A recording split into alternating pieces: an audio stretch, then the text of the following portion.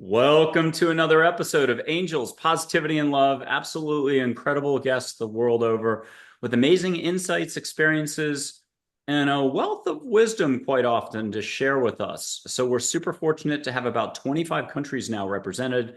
We're just about at 300 episodes booked into November of 2025. 200 of those shows are already in the books. If you count all our mind, body, spirit panels and the APL Spotlight series, we have the really cool guests come back to do those, or we just have them come back on the show a lot today, like today's guest. Then it's probably like 220 shows. So please, while you're here, we have an awfully shy crowd. We've had over 500,000 visitors to the channel. I think 512,000 now. Please subscribe, like, put in a comment. We're a small show with a really big guest footprint. And that's because towards the end of these shows, at least 85 to 97% of the shows, they at least smell lit sage through two screens. Sometimes take steps with the angels, Play-Doh, whoever they're comfortable with. We want the guests to feel comfortable. But a couple of emojis that you put in, you don't even have to write anything. That counts as participation. We could use that, and we want to thank you for tuning into this show. So today, coming to us from Florida, absolutely fabulous guest in so many ways. Well-known author, 40 plus books, but in 2 or 3 categories. Children's books, of course, at least I think 9 million copies sold. It might be much higher than that. A true silent ghostwriter for at least 9 celebs. One of them mentioned that she was their ghostwriter. So we can say that out loud. Roma Downey, if anybody remembers how amazing she is. She's now more of a filmmaker and more today.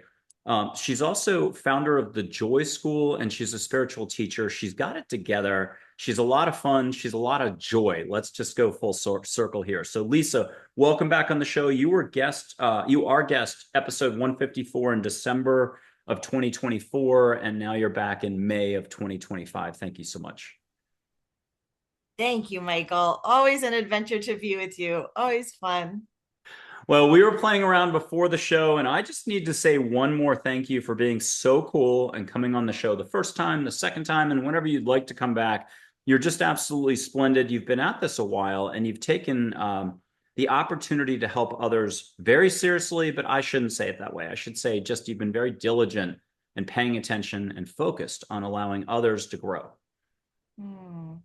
Yeah, I think that you're doing the same, obviously, with the work that you feel called to do. When we've had the benefit of learning, practicing certain things that are so right there in plain sight and people aren't seeing them, it just becomes a burning desire to pull back that curtain for more people, right? I'm sure you feel the same. Well said. How about you cover just a quick synopsis of your career or how things have unfolded so people can catch up if they haven't seen the other episode? And then we'll play around with just what's going on with more awareness, consciousness, having fun, what's available to us all in the present moment. Yeah, beautiful. So yes, my career, once I came out of the closet with my spiritual leanings, which I think if everybody has a moment when they are willing to be looked at that way and caught in that aisle of Barnes and Noble and just have to come out as in the world as this person. It's been a really interesting trajectory. I started with kids books, as you mentioned. I have a really, really long-standing bestseller, I Love You, Stinky Face, that was at the time my stealth attempt to elevate vibration for kids, for them to understand their own inherent self-worth, because it became so apparent to me how rare that is for human beings to make it through childhood without having their inherent self-worth just completely traumatized in many ways. So that was the purpose of I Love You, Stinky Face. And from there, eventually I started speaking and writing books for adults. I've had the Joy School for 20 plus years. My Hay House book, Juicy Joy, came out in my own name as one of the first spiritual books for adults I had written. I had written some parenting books prior to that had spiritual principles in them, but that was my first real about joy. And then joy just kind of stuck as my way to present these tools. To me, that's just what's on the other end of practicing a spiritual lifestyle is you get that's the benefit, that's the carrot, right? If you do these things, you get joy. So my more recent book, just out this past August, was Free Your Joy. And that's the book that I mostly teach from now in my Joy School. My online Joy School has ongoing groups, and we meet online weekly, some of them less frequently. And we have programs. Sometimes they're just a 3-month program or a year-long program. So lisamccourt.com. That's where all that is found. I love it. And talk to us about your own personal intuitive skills. Where did they start? When did you run away from it all? And when did you readopt all those skills and say it's okay to do it? And then how have they evolved or changed or shifted either, a year ago, 10 years ago, recently? How are you allowing for a little bit of more like fun interaction with the universe? What are you less, we all have hesitancy. We're afraid to see auras on people, and then we do it and we're like, whatever. It was like driving, no big deal. 6 months later, I got it down. But when did it all first kick into gear? Let's start there. Intuitively speaking, when did that happen? It's interesting. Unlike many of your guests, I'm assuming I don't actually call myself intuitive. I know that there's something that goes on with me that feels kind of automatic that I've always had. I call it just like I can find my soul. I can fall into soul. I can go. It's like a falling back feeling. I've had it my whole life. When you're little, you think everybody's doing it, right? You don't know that you're any different from anybody else, but I can align with source energy. So I try, and everybody can, right? There's nobody walking the planet without a soul. We just are so trained up to not pay attention to it. We're so trained to focus on this external world that we're like so consumed with. It's just a matter of going inward and doing the practices, and anybody can access their soul. So I don't think of that as like a special gift, really. I think I do see auras, and that is a sort of a thing that I never claimed or tried to do, but I just see them sometimes. So you're right, exactly as you described it. Like it wasn't like a big wow moment. It was just like, oh, that's what that is. I think I am seeing that. So I talk to source all the time, and I don't feel like I get answers the way a psychic gets answers. I have a lot of psychic friends who tell me amazing things. It's like, wow, I don't hear that kind of stuff at all. But there is a connection to source, which results in joy that I'm able to do and help people do. I love it. And let's do a little footnote. I mean, yes or no, do angels exist? Me? You're Yeah. asking me? Yeah. Oh my gosh. I mean, I think we talked about this before, but to my mind, there is like absolutely unquestionably a thing. Okay. This is all that I'm willing to like completely commit to. There is another side. And I believe that our human imaginations are the telephone line. Like, thank God we have a telephone line. And because all of our unique, beautiful imaginations are as individual as the sweet little flowers that each of us humans is, we're all going to have a different presentation, a different, I mean, it's aliens for some of my friends, it's trees for some of my friends, like whatever is the individual telephone line that we've managed to sort of hone and like fall back into. A lot of it is just habit. I think any of us could switch up the presentation if we wanted to, if we went to a new ashram or guru and learned that it was okay, I can switch to that telephone line. So yeah, to me, angels, source, aliens, it's all just the other side, which is absolutely I there. love it. So And hugs exist. You've gotten hugs or ripples of energy or a bump of energy. There's 1 million ways to get a hug, but you've gotten some vibes before. of course. And answers. That's the trifecta here. You've definitely heard responses to different stuff. And Yeah. that's all anybody needs to know to get a little reassurance from you. It's okay for them to let go a little. But can you describe for us what's that human being watching letting go of? They're letting their foot off some accelerator somewhere to be in their heart more. But can you describe that dynamic the way you view it? Yeah. I mean, I view it as that we all just come in so pure and open, and we get layers of conditioning, and that's going to look different for each of us. We all have a unique journey here, but it's all those beliefs that we absorb early on, and they just are like blinders. It's just we can't see, if there is such thing as objective reality. Nobody's seeing it because we all have so much muddying up our perception filter of what's real, what's the joy that's like right there for all of us to have. So it just becomes a peeling away and a peeling away and a peeling away. And I'm not close to done peeling away. I don't think most of us are. Maybe there are a few gurus on the mountainside who peeled it all and they're just seeing nothing but the objective truth of reality, which is just stunningly gorgeous and beautiful. But I think most of us have, still some work in peeling back the layers. That's the work we do in my joy school, and some of my joy schoolers have been doing it with me for many, many years, and it just gets better and better. The more you can peel away, and life is going to show you. Everybody's life is their own absolutely best, most perfect teacher. Whatever the challenge du jour is, that's just life saying, all right, here you go, here's your next layer, let's do it. Let's see this in the way that our soul wants us to see it. Let's find the gift in it, let's get the learning, and let's clear out another layer of what's blinding us from joy. But sometimes success itself is like failure. It's the same sort of success for an adult can still result in a certain amount of adulting that gets in the way of being in the heart. So it doesn't matter whether we're talking success or failure. None of this is about external stuff. Can you take it one more, like extrapolate one more level out for us? This isn't about gaining or losing anything. Move past seeing the negative. This is about just being a little more in the heart. And we're talking like 7%, I'm quoting an angel here, 7% less thinking a day, or flip that pancake more in the heart. Can you talk to us more about that? Just that being aspect of it. And then why don't you give us an example or two of what you've tapped the last few years to really find inner calm and even some harmony, peace, faith, hope, joy, the rest. Yeah, beautiful. So I hope I'm answering your question correctly. When you were expressing that, what came to mind is something that we do in my retreats sometimes, which is our mind. It's nobody's really turning off the mind, right? The mind's just there. We play with it. We signed on for that when we signed the agreement. It's baked into the package. You're going to have this like busy mind talking to you all the time. Like we knew that from coming in to this earth experience. So, but when we give it a chance, like at my live retreats, sometimes we'll have a fire, for example, or some other nature thing, and like let's popcorn style, everybody, like what are your associations with fire? The destruction, the beauty, the transformation. What some people have mythology that they like spout of that they've heard of, or the concept of how a fire, you can light a candle without ever diminishing the original thing, like all this like mind stuff pops up, and then okay, it's out of the way, it's gone.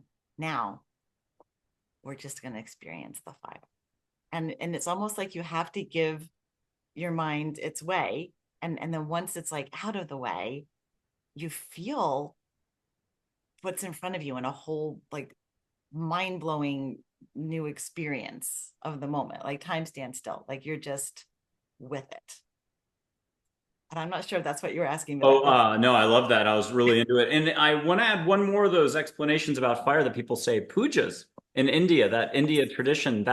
We have a whole show about pujas, Vazi Tris Rose Lopez, but I have absolutely no memory of the last 200 shows. So people are going to have to find that on my website where she fit in for that. I do have another question. We all have an ego, and it ain't going away, and thinking's not going away, but you can just do a little less and let it be a reminder for something. Can you, in a moment, talk about how to maybe handle the ego when you recognize thoughts coming up that are really heavy? You're kind of like, well, I'm a pretty easygoing person, but today, why am I having these hard thoughts? And I'll buy you just 10 seconds of time. I've got a good story. I used to always suggest, this is like 10 years ago, give it a 10-syllable name, an opera singer, a Formula One race car driver, a really famous Brazilian soccer star name. Give your ego Mr. Higglesworth. Is I think what I used. So if you get really heavy, you're like, it doesn't feel like me today. Something's off. You might have gotten a lot of hugs from people who are heavy. You walked through a mall. You didn't clear out. You don't have good boundaries. You're like, you got Samsonite luggage on your back. You're just really an empathic person, and you don't know why you're off. So I'm in my kitchen in my first Austin home with one of these. It's more filled with coffee up to here. And I'm like, well, I've only taught this for a little bit. I better use my own advice. And I'm like, out loud, hello, Mr. Higglesworth. How are you today? Would you like a hug? You do that, ego's gone you get 5 minutes of clarity and you're free, because nobody wants a hug, except for people who are in the heart, and so I did it, but every fire alarm in the house went off and I was like, shaking, and I put it down, called my lifeline in Smithville, Texas, who at the time was a psychic helping me out. I still have the dumbest questions today. I have to hear stuff 200 times. And then I'm like, I get it 2 years later when I watch all the guests just like this, they get it. I'm slow. And she just said, yeah, you were a little pushy with the ego. That's all. You gave it a black eye. It'll push back.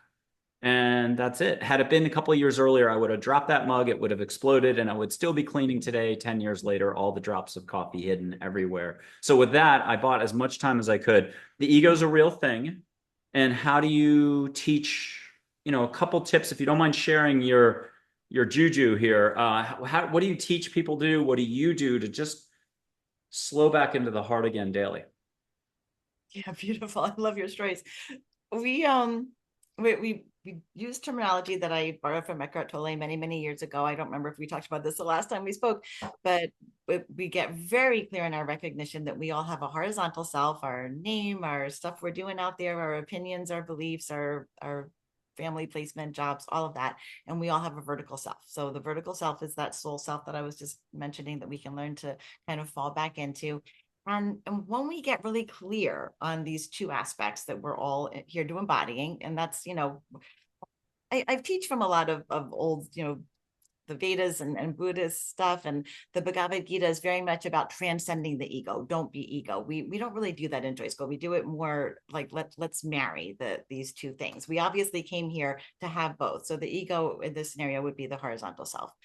So yes, when we're feeling that heavy energy, like you said, sometimes a lot of us are sensitive and empaths, and it's just something that we picked up from someone else, and we can learn tools for discerning that. But a lot of times it's just our horizontal life presenting us with something. And it sounds so cliche to say to find the gift in it, but really there are tools and techniques for unpacking it to see what here's the thing up here. It's causing me to feel frustration or anger or and what's underneath it. Because what's underneath it is always usually a more childlike emotion. Like it's what's underneath it is I'm afraid I'm not good enough in this scenario, or I'm afraid that I don't have control over the situation. I have a powerlessness, a feeling of power. Like there's usually some childlike feeling underneath that when we were children developing our framework of beliefs, that filter, we didn't get the chance to express properly. We didn't get the chance to deal with it properly. Maybe we weren't attuned to in the way that was necessary for us to allow those things to release. And then it's almost like we do reparenting work. We be the vertical self parenting the horizontal self, and just like, of course you feel that way, honey, of course you do. You have a brain program that got installed that said that unless XYZ is happening, you're not a worthy person. That's silly. That's just old brain programming. That's not you. That's not who you really are. You learned that. And then through love and compassion for the experience itself, love and compassion that this feeling is coming up for us, it releases. We're allowed to feel the pain of it that got stored away, that never got to be fully expressed. And in that way, we call them our feel to heal exercises. And it once we're able to love it and to release, those same triggers don't bother us anymore. Do you do that? Obviously, you do that by Zoom, but you've done that in person with people for a long time now. Do you mind if we go into like this is going to be like a healing technique workshop, just something you noticed over time? Are people tearing up, yawning, releasing somehow? Are they rocking a little if they're standing in front of you or some other? Can you mention those little idiosyncrasy things that you've noticed over time? And it's all good. Everyone's different one way or the other, whatever I'm trying to say on that. But the point is, what could you share if it's not sharing too much about this that you've just noticed? It's a very minor detail, but it's a lot of flavor, actually. Yeah, no, you're absolutely right. All those things are released. Burping, farting, there it can all be released. Shaking. Some people shake when they're releasing something. Sometimes we'll intentionally shake. We'll do like exercises where we like shake the tension out and shake that's a beautiful release. We tone intentionally to release things, like with intention. When we're knowing what we're wanting to release, we can do different sorts of toning exercises, breathing exercises. But yeah, the spontaneous ones, like you're saying, sweating, yawning, burping, it's all just something wanting to come out of the body. Okay, hold on. I got another question for you. So I'm quietly listening. If anyone's ever wondering, I get asked, or I get told I'm asking good questions, but honestly, I've never prepared for these except for like once. I had a really tough expert, and I was like, I better prepare. But you said earlier, like, hey, I don't use the intuitive language. I get that, and so on. You had that. I'm not going to have the right way to rephrase the beginning. How you described beautifully how you just fall back into soul. I think I said it right.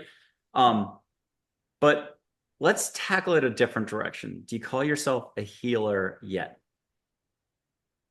I don't. I did good, didn't I? Yeah, But yeah. technically, if we went down a checklist and we had a panel of 30 really nice people who are judging, wouldn't they kind of be like, well, you do healing work, right, Lisa? I would say I'm in the healing profession. I don't Yes. even like coach. I feel like coaches, the expectation is like they're going to make you better. I'm going to help you make more money or be a better, this or be a better athlete or be a better like I'm not here to make anybody better. I'm here to help you totally accept and love up yourself right where you are. So I like teacher. I'll say teacher. I use joy trainer because it's really just like I have learned these amazing things that I am burning to pass on to you in one way or another. So teaching seems like a word that's okay to use, but the healing is always self-healing. I can't heal anybody who doesn't want to heal themselves. I can teach them how to heal themselves, but that's got to come from them. Now, this is doing, I don't know the words for this, but we're circling around in an invisible way on your practice. I have another one that's popping in. So you've got a group. Do you do work? Oh, I don't know how to say this. This isn't going to come out the right way. Do you do work invisibly with your presence to help set the tone, the table ahead of time, so people have a more enjoyable feast or meal? Remember, life's a feast, partake, but you're doing something to help them own it better, the flow and the rest, their soul connection, their soul acceleration, the rest. Can you just share with us how, sure, I vibe out a little before I walk into the room, or I do this, or make sure it's a nature setting, but can you go into those quiet dynamics, like an artist just choosing the right place to paint? I do believe in the power of intention very much so. So whether I'm setting the energy in a Zoom room, which I do, or in a home or a space, retreat setting, it's always the same. It's really just like holding the participants, the people in my heart with so much love and seeing just like the seeing the release, if that's what I intuit is needed, seeing the just really like gratitude in advance for everybody's going to be moved, everybody's going to get what they need to feel, what they need to move forward. And it's really that simple. I mean, I have done, I was in the modern mystery school for a while, so I learned ceremony, I learned shamanics, ways to set the energy, and I've done it. I think it's fun, but I don't think it's to me nearly as effective or important as just really being clear in the love. Love is the biggest tool any of us can wield. Sounds cliche, but we all know it's true. The genuine, sincere love and envisioning the intention that I want for each of the participants. Hmm. Okay, and now another one of those checklist questions: is love really the fabric of the universe? Oh, for sure. Oh, for sure. It's But how all do you know? Because I get asked this all the time, like, how do you know about anything? I used to do that all the time. I'd be like, how do you know? Like, wait, what? Explain it to me again. And I always say, how do you know a good cup of coffee is a good cup of coffee? But you're not allowed to use that answer. How do you know? is there anybody on the planet who legitimately, authentically does not want to feel love? Hmm. Is I mean, somebody might say that they don't or have some confusion about if they want to feel love. Everybody knows that love is what we're here for. Everybody knows that's what the goal is, the desire is. It's not really shouldn't be a goal or a desire. It's what we are, but we get stuff in the way of it.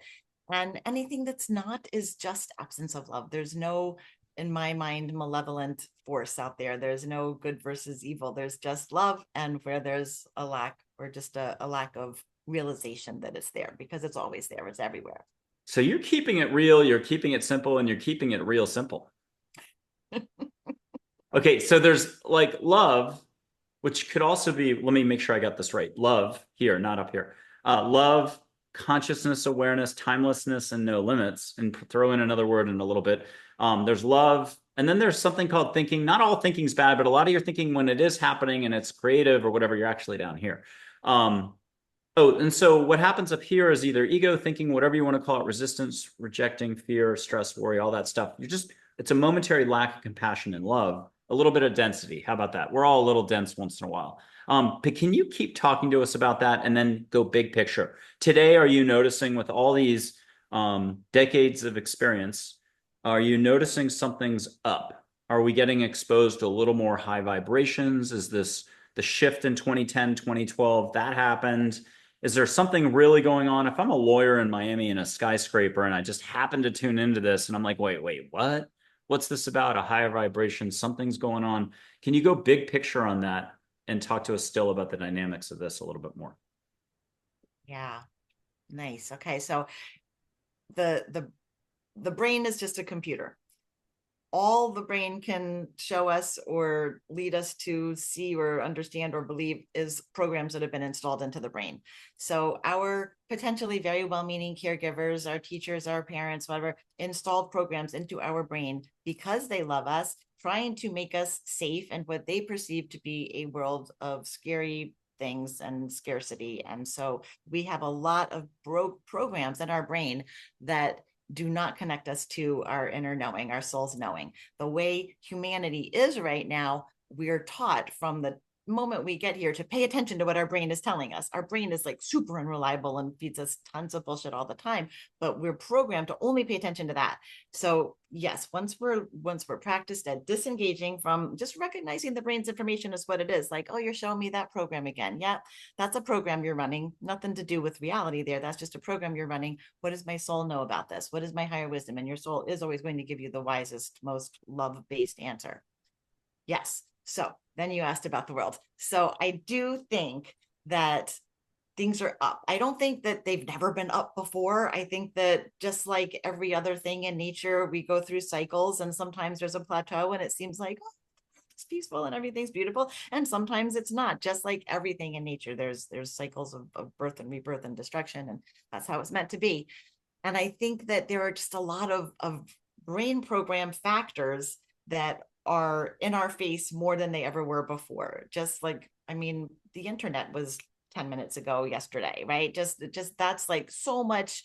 That's just a weird representation of brain programs. It's not just brain programs. It's actually like in front of us. It's somebody programmed all this like head shit into these devices that we depend on and think are like running our lives. And none of it's real. It's all just like artificial constructs. So I think that we have gotten so away from nature, so away from our soul's inner knowing, that that's brought a lot to the head, to a forefront, and that it will recede back, just like waves on the beach. It's like, yeah, we got to get sometimes a dark night of the soul. We all know in our personal lives, a dark night of the soul. On the other side of that is the phoenix from the ashes. And we're like, look back and say, thank goodness I had that horrible period, because look at all I gained and how I've grown from it. Same thing collectively. We're just going through a dark night of the soul collectively. Okay, now this is not your first rodeo. We don't have to talk past lives, anything like that, but the cosmos, the universe is really big. We're not the only casino on the strip, are we, mankind, in the universe? I can't imagine that would be the case. I think that's pretty a silly assumption, but I Yeah. don't know. I don't think we're supposed to know. I think if we were supposed to know, we would. In the grand scheme of things, I think that's supposed to be a mystery. Have you been given ever information, you're not sharing any of it, you could just look at the camera and smile? Have you ever gotten backstory for yourself? Could be past lives, it could be other. And then you do not have to answer this. You can just keep smiling and we'll move to the next question. Or what have you been given if you did want to share? Have I ever had someone tell me my past lives? Oh, Yes. yes. Yes. Can you share one out loud? Okay, Do you even remember any of them? I've never had one of those moments where a past life reading made me the sky open and like, oh, that's why I am the way I am. No, I never have. There was one time with Brian Weiss way back, and it was a very small group thing with Brian Weiss. I was really blessed to be there, where he regressed us, and it was to a point wherever you were supposed to land in that meditation. His intention that he had set was that it's to understand something about yourself. And a lot of people in the room went to past lives and had epiphanies. I went to the moment of my birth, and I did have a huge understanding around that. I mean, like it was pretty life-changing. The man that I was told my father growing up, was not. And I learned that in a meditation with Brian Weiss. So absolutely believe in regression, absolutely believe that I went to the spot that I was meant to go to. But I've never been taken back to a spot that turned out to be super meaningful for me. Okay, but can we jump to a parallel tangent of not about any details in that way? So we're going to ditch that. A super skill you brought in this lifetime that was borrowed from another lifetime, a positive. Like some people come in super organizational, some people come in super curious, some people come in with a love for science and that, quest for knowledge. Do you already know what that is, or can I hold up Charlotte, the photo of an angel, to assist, or can I do both? Because you might already know what that is. Can I hold up a photo for Charlotte and she'll reaffirm? And then do you mind? This is a fun one, so you don't mind sharing the details out loud? Well, I was gonna go with the being able to fall back into my soul, because as far as I know, that was just something that I came in with that I wasn't taught. It's telling me it's language. It's that I've always had a gift for language. I've always been able to articulate. Um, I just I wasn't like a amazing student in school. I had a lot of trauma things happen in my younger years, but I always like aced any writing. I just, it was always very, very easy for me. I journaled and journaled and journaled and journaled. And for me, it was like a therapy, like a way to process and figure things out, is like through words. So yeah, Charlotte thought that that was a past life gift. I love it. And so people can obviously contact you on your website. I need to just do a quick tangent on this as well. What's your backlog like? If someone's seeing this show today, wants to reach out, they're just going to find that certain spot on your website, contact you. But is it pretty easy to get in touch with you? Yeah, I see everything that comes through the contact button at my website. I mean, I have an assistant, but I'm pretty hands-on. Yay. And there was a second part to that tied to what we were just doing, and I've totally blanked out. It's okay. Okay, talk to us just a little bit about how easy everything is. No one wants to hear this. They've got drama rama. My problem is, my situation is, they're going through a divorce. They're on their fifth divorce in 5 weeks. They're that unlucky, and I'm not making light of any of it. But um, there are obstacles which very few of us say when they happen to us. You get laid off from a job, you've been there for 40 years, it totally sucks. I don't know anyone who 2 years later isn't still picking up the phone complaining, and it feels like it happened to you. No one says, oh my God. Well, maybe one or two people do say this. This is my chance to start my own business. I'm going to Hawaii first. I've been planning this quietly the whole time. I checked out from that job 20 years ago. Nobody does that. Talk to us about how it's like Ted Lasso in one of the episodes in Amsterdam. Events don't happen to us, they happen for us. But talk to us how it is always simpler. It's a broader perspective. No one wants to hear any of that when they're in the mud. Yeah, I'm gonna go with your mud, the lotus from the mud analogy, right? So Buddha said life is suffering, not because he was like a downer, grouchy like guy or anything. It was an observation. He said life, the way we're doing it, is suffering, and that's what gave birth to the whole eightfold path, and how we can rise above the suffering. And it's the clinging. It's the, I have to have this job. This is the only job for me. If I don't have this job, and we squeeze our fist around the things that we want, and we hide from or run away from the things that we don't want. And if we can just be a little more trusting, if we can just let go of the hungry ghosts of have to have, we just, we have these weird little checklists that I need this and this, or I'm not good, and I can't have this and this, or I won't be good. And it's all kind of made up. It's all kind of not what our soul knows. So yeah, it's just noticing where we're grasping, where we're clenching our fist.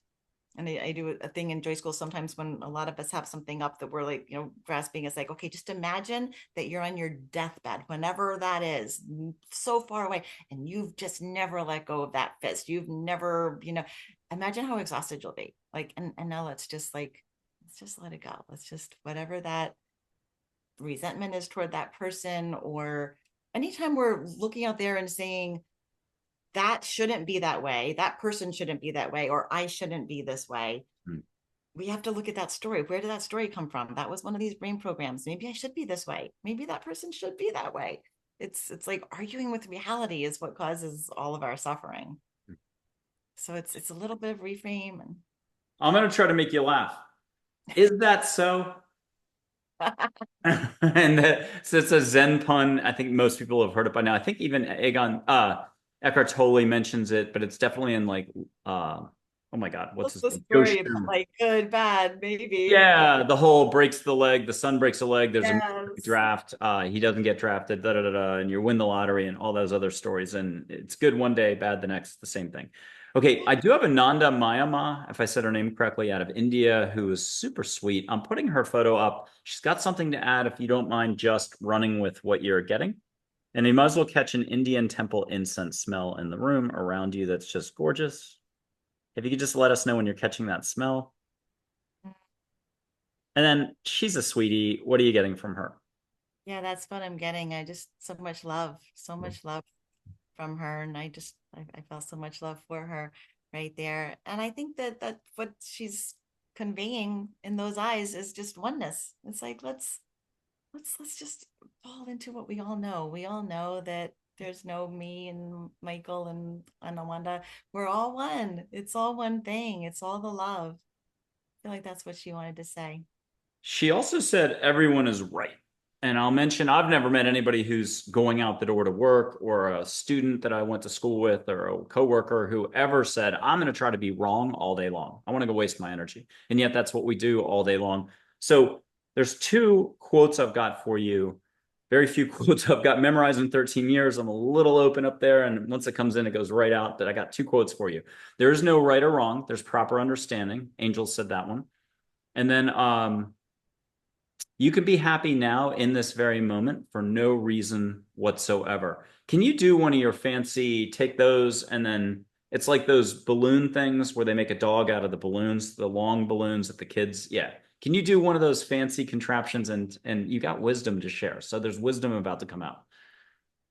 Goodness, yeah. So the rightness thing is just so true. I mean, from the time we're in school, right? You get a gold star if you get the right answer. You get punished and shamed if you get the wrong answer. We all are so caught up in being right, and nobody is always right. And it causes all of the cultural division. Like nobody wants to say that what they have been talking about or who they've been supporting, nobody wants to hear any information that might change their mind about that, because that means that I've been wrong about my original decision. And it's such a suck of our joy. It's just when we can get that like curiosity, I'm so happy that was one of the quotes that you've heard, because we do a little thing in joy school sometimes where we like practice saying like, I don't know. I don't know. Like that's so should be so exciting to find something that we don't know. Like, is my candidate really the best candidate? I don't know, actually. And finding the joy in that, because usually when we don't know something, it makes us contract our energy, right? We don't really want to admit we don't know. We want to try to make a guess that's going to be right so we can be right. But just opening to the curiosity, and it just allows so much more joy to come in, so much more perception, so much more opportunity. We miss like opportunities and synchronicities when we're so rigidly in our this is the only right way to view this. It's just such a blinder situation. And I wanted to tie it into the next quote, but I forgot what the next quote was. Oh, Do you? you can be happy now in this very moment for no reason whatsoever. No reason is the best reason to be happy.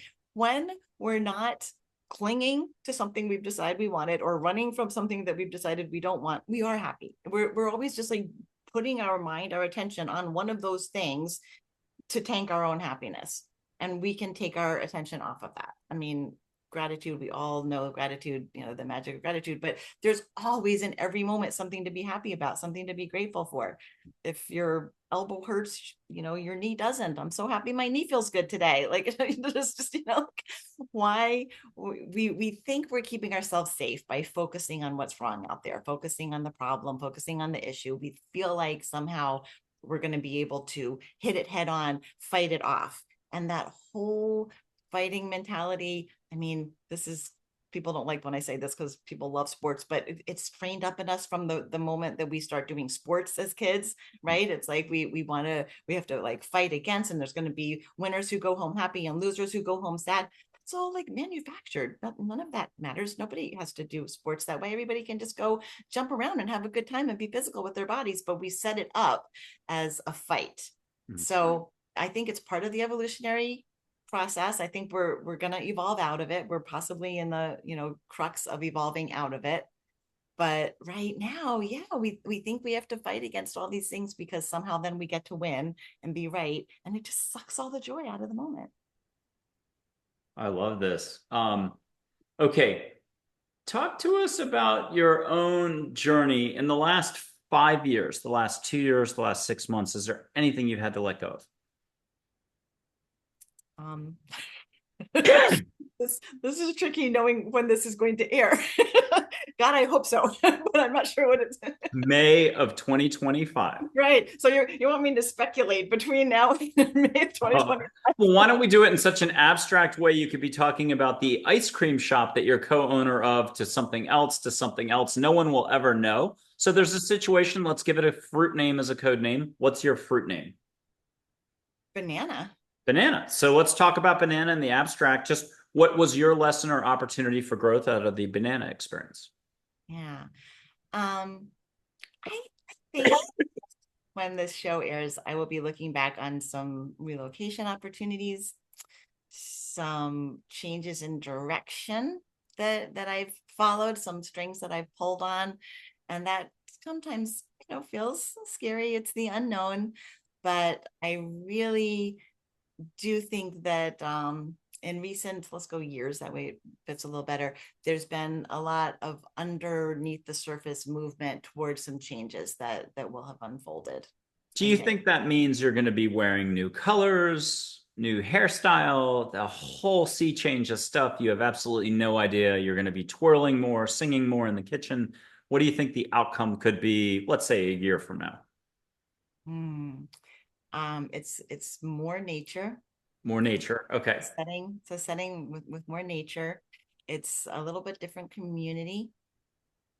Ooh. And not to pry, because we're not asking about banana at all. But could it be more watery or more fresh air? More fresh air, more space around me, more Okay. trees, more yeah, foresty kind of nature. Got it. As they say in Texas, awesome possum or cool beans. Okay. And I think they say that everywhere. Hopefully. Let's have you pick a topic. What is it that you came in? You were like, yesterday, I know I've got to do this. I don't want to see him again, but I've got to. I'm kidding. I'm kidding. What is one quick item, though, that was on a list, which you did not probably have? You came in fresh, open-minded. What is just something spontaneously you want to share with us? What's coming in right now is the self-compassion piece. I think something we talked about went there, but I don't even remember what it was now to refer back to. But we just are all too hard on ourselves. We all are trying too hard. We're wanting to manipulate our environment too much. And we have to see that in ourselves and give ourselves love and compassion for doing that humany thing that we all do. And give ourselves more of a break. If there's one key to joy right now in this moment, but you're asking me what's spontaneously on my heart, if we could master that, if we could be a better friend to ourselves, see our crazy little humany selves out there trying to manipulate the world with so much love and compassion and almost humor, that would just be a huge upgrade in our joy if we could remember that every day. Beautiful. Well, we're almost wrapping up. I'm going to do a lightning round with at least 3 to 4 angels and maybe Elvis and one figure from India. Um, Sound like a plan? You're just going to, whatever comes to mind, and we'll do what we do. First, we got to start with Joy. She's big. She's Joy. She's on everyone's team, ambassador, communicator. If you want to see little pink glitter at home or put your hand out, treat her like a fireplace. You can feel what you want to feel on your palm. No limits is no limits. Catch flowers in the air. What are you getting from Joy? It's like, I'm always here, y'all. Don't ignore me. I love it. And you got the yell, and that was awesome. Okay. And Charlotte, I think we already put her up, but catch something from Charlotte, and what has she got for us all? Yeah, Charlotte's wanting us to go inward. She's saying just, stop looking out there, look inside. Unless it's the stars late at night and you want to see them all glittering, then look up. Okay. Here's Min, Pacific Princess, light waves of energy and water. What else? Soft spoken professor, a lot of Hawaiian spirituality.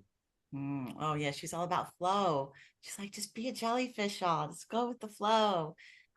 Go with the flow, you don't stop. Jack Johnson, right? Move like a jellyfish. That's what I got from her. I got a I little Jack. didn't know the lyrics. I didn't recognize it. Okay. For Elvis, red, white, or blue? Oh, white. Okay. Catch what you can catch from him. He's unconditional love. Hugely spiritual when he was here. Didn't know. And here's some, he's crooning to you. It might be a song you recognize. You don't have to share that part out loud, but he'll share something for consumption publicly in just a sec. What are you getting? Are you getting any famous song that you recognize? I didn't get a song. He's just telling us all to be our sexy self. Go ahead and love up your own little sexy self. Like don't hide it. Don't judge yourself. Don't I don't know. Elvis to me, he was projecting something about owning it, owning who you are. Mm, I like that. Two more.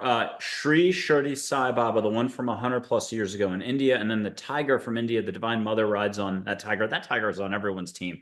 I'll do the, I love commercials because if you just take out the product and put in your heart or some other bigger metaphor, car commercials, it's really about your personal soul journey, a lot of car commercials. But Tiger in the Tank, that Exxon commercial a long time ago, put a tiger in your tank. That My second husband figure. and I talked about that yesterday. Oh, and I am psychic for a reason. I do this on the show once in a while. Here's Sri Shirdi Sai Baba, colorized version. He can move in this photo. Catch a wink, a smile, ear moves, shoulder waggle. Catch some incense again from India. Breathe, breathe, breathe at home. Anybody needs extra help? 1 millimeter open with the mouth. Breathe through the mouth. It drops you into your body. Don't listen to me, though. Just have a direct experience. And what are you hearing from him? Is he crystal clear and super fun and light? Yeah. His lip moved a little like Elvis. What'd you get from him that you can share? He wants us to connect. He wants us to connect more with one another, more directly and authentically. Human to human interaction allows for soul level connection or interaction, whatever word I didn't use at the beginning. Whoops. Okay. Here's the tiger. This one's fun. Tiger in the tank again. Rah, rah, rah. But you should be able to feel this. And why don't you do that? You could put a left hand, whichever part of the room's the open room and you own an actual tiger. You can feel soft shampooed fur. And he's on everyone's team. If you had him, Geronimo, an angel named John, who's synchronicity, and a Metatron, and you were starting a business tomorrow, you couldn't be held back. You got all the wind in your sail you could possibly need. What are you getting from Tiger as a reminder? It's his eyes. He's reminding us to go stare into a mirror at your own gorgeous, precious eyes. The eyes are the window of the soul. Meet yourself there. Find your soul through your eyes. Man, you have so many good insights on this. And I'll add, if anybody was absolutely crazy at wanting to go within, so you don't go without, connect to everything there is, you would only have to go to that mirror, look, and say 1,000 times. It will only take 200 or 300. I love you. You'll be like, what am I doing for the first 50? This is crazy. I love you. I don't like this. I love you. And then at some point, the tears start flowing. You're like, I love you, man.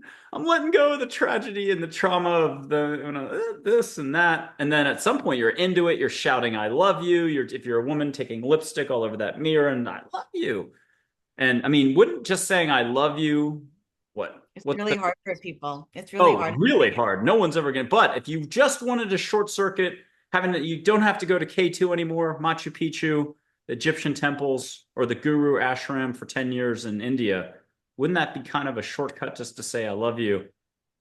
I was blessed to go to Louise Hay's 75th birthday party while she was still here. And she gave us each as party favors a mirror that said, I love you. And it's still something that I pull out and use from time to time. That was one of her tools that she just always taught everybody to look into the mirror and say, I love you. And she gave us all one. Lisa McCourt, before we wrap it up, tell us about that August 2024 book that came out. Plug it one more time if you would. And also, why should people pick it up. And if there's only one part of it, obviously the beginning is the most important, but what would you tell someone to jump right to? Page 175, the ending chapter, the middle chapter about laughter. Give us some insight into that book. It's called Free Your Joy. It's a year of practices. I wrote it to be a year of practices that you one practice per week that you take into your life, and they build upon one another. And the way I wrote it, I'm sort of adamant about like taking that time and reading it slowly. And every single person who's come back and told me like, no, I just had to read it through, which I decided is a compliment and it's fine. But then they go back. Then they go back. So they read it through, they know what's coming, they know the blueprint, the plan, and they apply the steps. So I'm going to say, instead of telling a reader, go to this chapter, tap into your soul, ask your vertical self, your highest self, show me what I need to know today, open it up. And whichever, it's not like by year, you can start it any day of the year, but whatever week that practice is, go do that practice. Let your guidance show you what to follow that week. It's all the stuff we do in my Joy School, and we take readers through the book in Joy School also, and some of the programs. So it's full of just ways to have your soul self and your humany self be more in balance, because that's all it really takes to have a joyful life. Lisa McCourt, thank you so much for being on Angels, Positivity, and Love, and sharing you and sharing so much with us. I love it. Thank you, Michael. Love you, honey.